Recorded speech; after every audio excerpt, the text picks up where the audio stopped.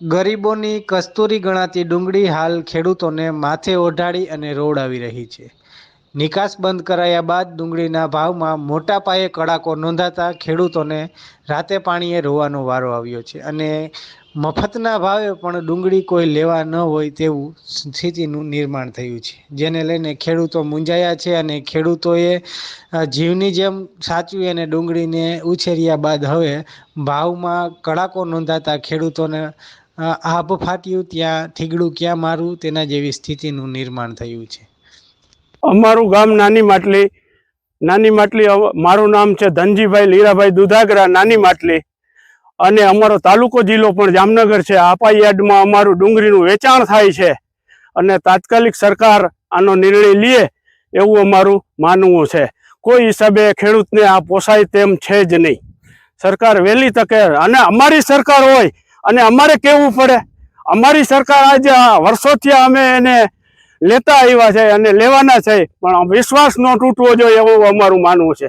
વિશ્વાસઘાત અત્યારે સરકારે કર્યો હોય એવું અમને લાગે છે. વિશ્વાસઘાત કાયમી થાય તો ખેડૂતની દશા ખરાબ થાય એવું અમારે આપઘાત કરવાનો વારો આવે એવું અમારું માનવું છે.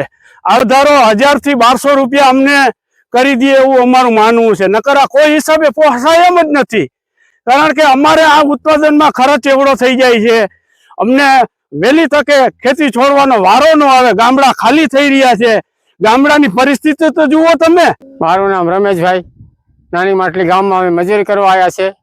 તો હવે અટાણે અમારે ડુંગળી પાકવાનું થાય ને સરકારે ભાવ કાપી નાખ્યો. હવે અમારે કરવું તાત્કાલિક ભાવ સુધારો થાય તો અમને પોહાય, નહીં તો સરકાર ઉપર પછી શું કરવાનું. અમારે અમે મરી રહ્યા 20-25 માણસ 5-5, 6-6 વાર નિંદાવા નાખ્યો, બરાબર. તો અમારે મજૂરી નહીં થઈ રહ્યા, તો અમારે ખાવાનું ઘરના તૂટ્યા એવું થયું અમારે આજે. એમ આવું અટાણે આ ભાવ જે જીલ બને એમ સુધારો થાય તો અમને રે, નહીં તો અમે મરી રહેવાના છે. અમને કઈ પોહાય એવું નથી.